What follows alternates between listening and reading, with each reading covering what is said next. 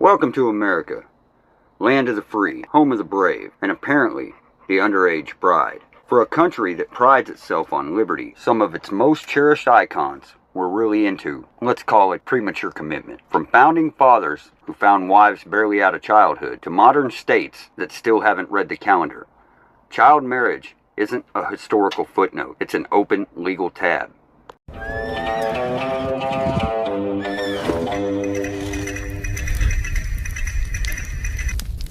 Thomas Jefferson and Sally Hemings. Ah yes, Mr. Declaration of Independence. While crafting the words, all men are created equal, Jefferson was also fathering children with a girl who wasn't legally considered a person, let alone an adult. Sally Hemings was about 14 when she became pregnant by Jefferson, who was in his 40s. She was enslaved. She couldn't consent. But history books often skip that footnote. Benjamin Franklin and Deborah Reed. One of America's most beloved founding fathers, Franklin, was 17 when he became engaged to a 15-year-old Deborah Reed. In colonial times, that barely raised an eyebrow. Today, it's a lawsuit waiting to happen. James Monroe and Elizabeth Courtright. The 5th U.S. president married Elizabeth Courtright when she was just 17. He was 27. It was considered proper then. Now we'd call that a red flag with a powdered wig. Jerry Lee Lewis and Myra Gale Brown. In 1957, rockabilly star Jerry Lee Lewis married his 13-year-old cousin, who was also his third cousin once removed. Cousin. He was 22. It was his third marriage.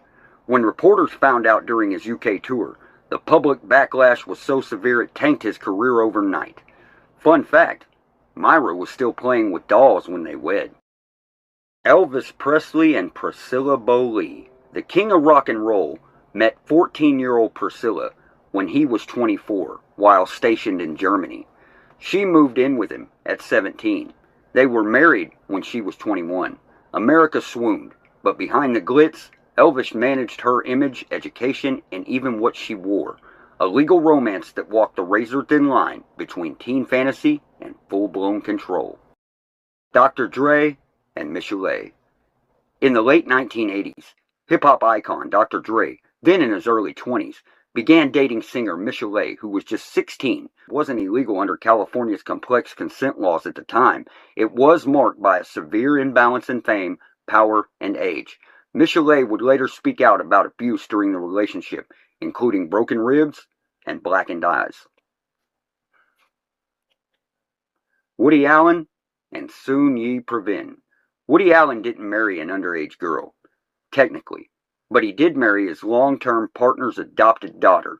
The relationship became public when Soon Yi was in her early 20s, but it reportedly began while she was still a teenager.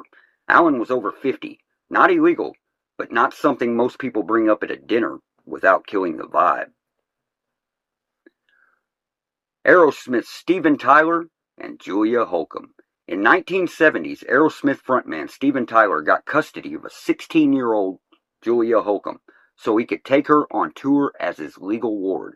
The relationship ended in a tragic abortion and psychological trauma. Tyler was in his mid-20s. Today, that arrangement would be considered exploitation, not a rock ballad. Bill Wyman and Mandy Smith. Rolling Stones bassist Bill Wyman dated Mandy Smith when she was 13 and he was 47. They married when she was 18. The backlash was fierce, but the law allowed it. British law, yes, but the band is deeply enmeshed in American culture, and the shockwaves were felt here too. R. Kelly and Aaliyah. In 1994, R. Kelly married 15-year-old singer Aaliyah using falsified documents. He was 27. It was annulled, but he became a warning shot for years of abuse that followed. His downfall came decades too late after dozens of victims spoke out. Roman Polanski. Though not American, his U.S. crime is infamous. In 1977, Polanski drugged and raped a 13-year-old girl in Jack Nicholson's home, fled the country before being sentenced. Hollywood shielded him for decades, calling him an artist instead of what he is, a fugitive child rapist. Don Johnson and Melanie Griffith.